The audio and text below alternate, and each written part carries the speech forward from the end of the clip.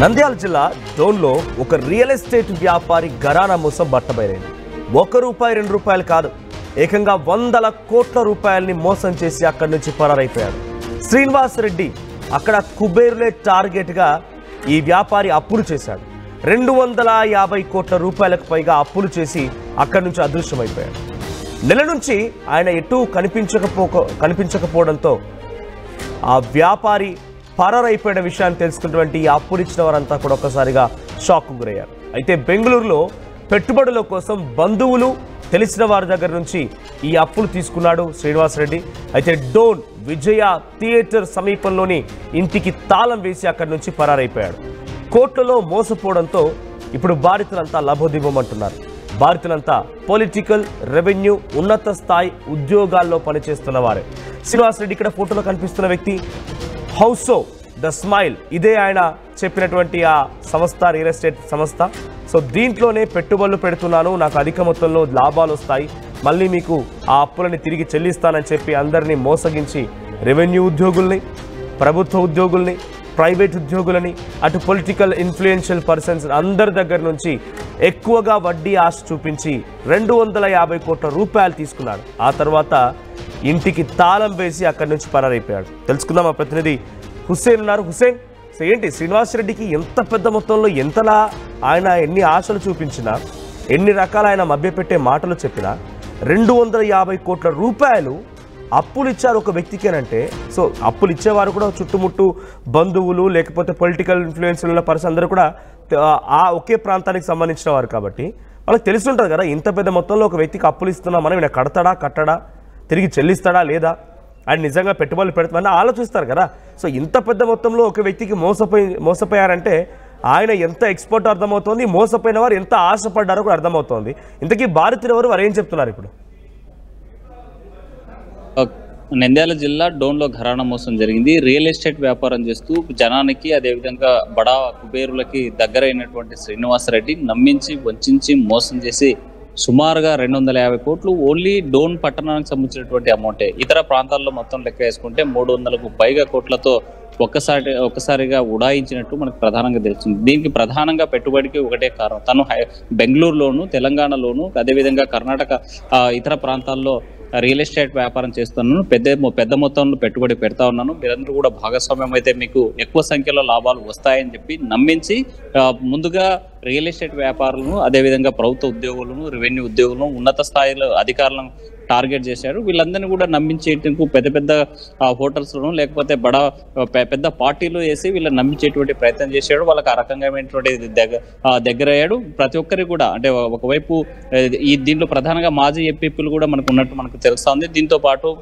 అడ్వకేట్లు, స్థానికంగా డోన్లో ఉన్నటువంటి పేరు మోసినటువంటి బడా అడ్వకేట్స్ కూడా ఇందులో మోసపోయినట్టు మనకు ప్రధానంగా తెలుస్తుంది. గత నెల రోజుల నుంచి తను శ్రీనివాస్ రెడ్డికి సంబంధించినటువంటి ఇంటి దగ్గర ఎలాంటి కదలికలు లేకపోవడం, ఇంటికి రాకపోవడం, ఇలా తాళం వేసి వెళ్ళిపోవడంతో అప్పు ఇచ్చినటువంటి వారందరినీ కూడా వాళ్ళందరికీ అనుమానం వచ్చింది. అనుమానం వచ్చి ఆరా తీస్తే తను అప్పటికే చేయాల్సినటువంటి నష్టం చేసి మరి విదేశాలకు, అమెరికాకు పారిపోయినట్లు ప్రధానంగా తెలుస్తుంది. మనకు తను 13 వీసాలకు సంబంధించి సంపాదించాడు, 13 వీసాలు తనతో ఉన్నాయని చెప్పి బాధితులు ఒకరు చెప్పుకున్నటువంటి పరిస్థితి అయితే మనకు ప్రధానంగా కలుస్తుంది. ఎంతమంది బాధితులు? ఈ 250 కోట్ల రూపాయలు ఎంతమంది దగ్గర నుంచి వసూలు చేయగలిగాడు ఆయన?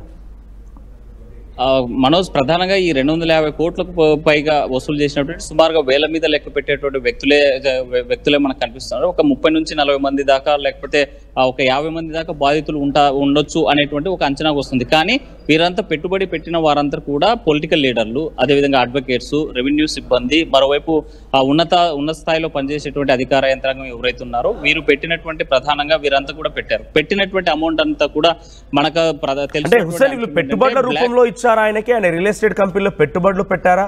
ఆయన ప్రాపర్టీ ఏదైనా చూపించాడా పెట్టుబడి కోసం, లేదా అధిక మొత్తంలో వడ్డీలు ఇస్తానని చెప్పి అప్పుల రూపంలో తీసుకున్నాడా?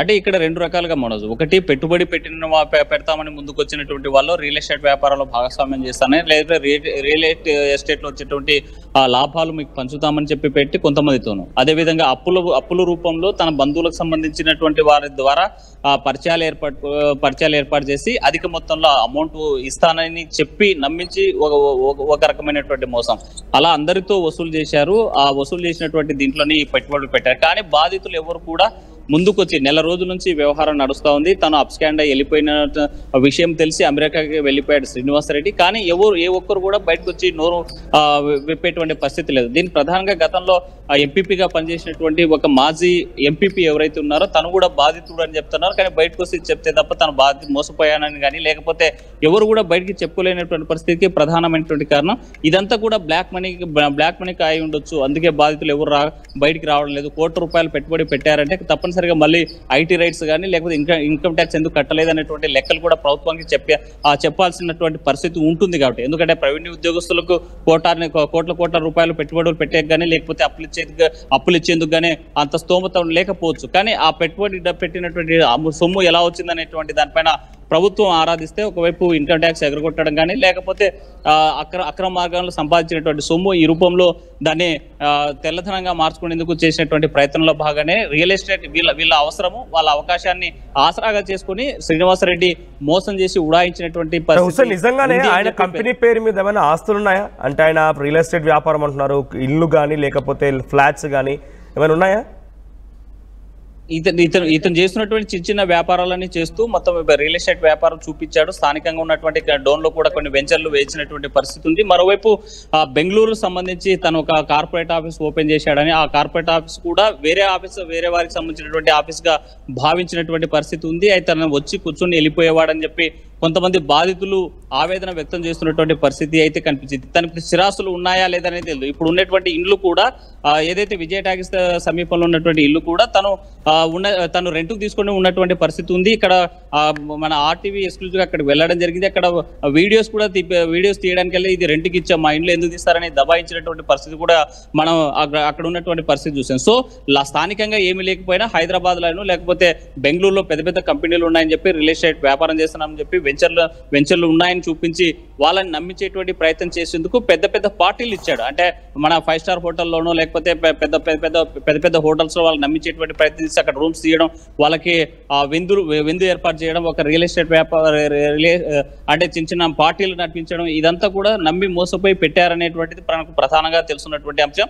అయితే దీనిపైన పూర్తిగా బాధితులు బయటకు వస్తే తప్ప తను ఎలా మోసపోయాను, ఎంత పెట్టుబడి పెట్టాము, ఎంత పోయామనేటువంటి ఎలా నమ్మించాడనేటువంటిది మాత్రం ఇంకా వివరాలు బయటకు రావాల్సి ఉంది. అయితే ఆఫ్ ద రికార్డ్ గా జరుగుతున్నటువంటి అంశం ఒకటే జరుగుతుంది. 300 కోట్లకు పైగా కేవలం 250 కోట్లు డోన్ నియోజకవర్గంలోనే డోన్లో ఉన్నటువంటి ప్రధానమైనటువంటి రాజకీయ నాయకులు వైసీపీకి సంబంధించినటువంటి నాయకులు ఎక్కువగా మోసపోయారనేటువంటి ప్రధానంగా మనకు తెలుస్తున్నటువంటి అంశం. దీని మీద బాధితులు బయటికి రావడానికి సంకోచిస్తా ఉన్నారు.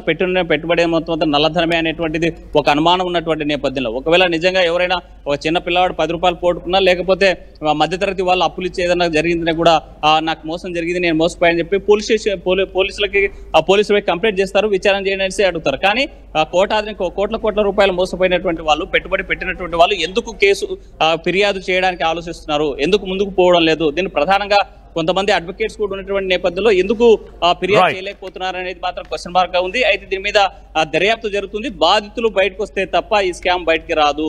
13 వీసాలు పెట్టుకొని తిరుగుతున్నటువంటి ఈ శ్రీనివాసరెడ్డి ఏ దేశంలో ఉన్నాడనేది కూడా ఇప్పటికీ అంతు చిక్కని పరిస్థితి. ప్రాథమికంగా మాత్రం అమెరికాలో తలదాచుకున్నాడు అనేటువంటి సమాచారం అయితే అందుతుంది. మనోజ్.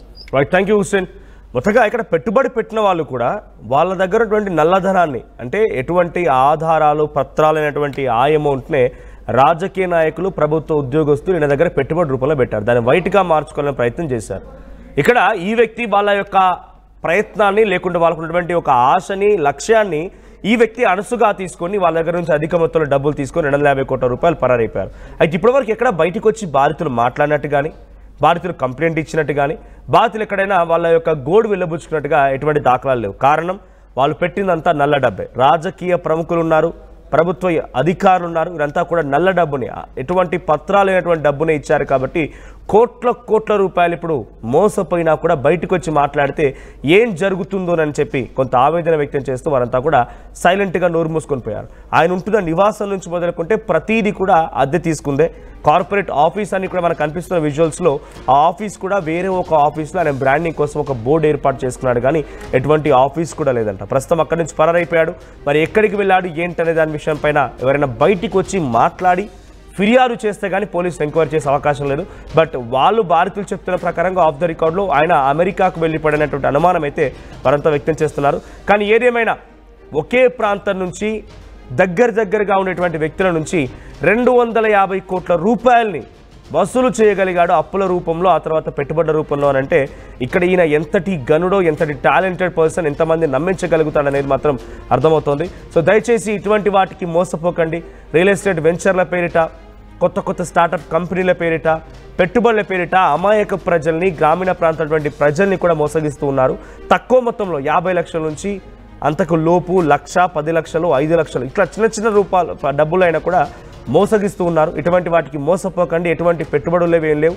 అంతా బయట తిరిగి ఎలా ఈజీ మనీ కోసం మనం ప్రయత్నం చేయాలంటే ఒక లక్ష్యంతోనే ఈజీగా వచ్చిన మనీతోనే మిమ్మల్ని మోసం చేస్తూ ఉంటారు. సో ఇటువంటి వారిని గమనించండి. అటువంటి వారిని మాయ మాటలకు లొంగిపోయి మీరు కూడా ఇలా మోసపోకండి. సో ప్రెసెంట్ నంద్యాల జిల్లా డోన్లో జరిగింది. వ్యాపారి పేరు శ్రీనివాస్ రెడ్డి.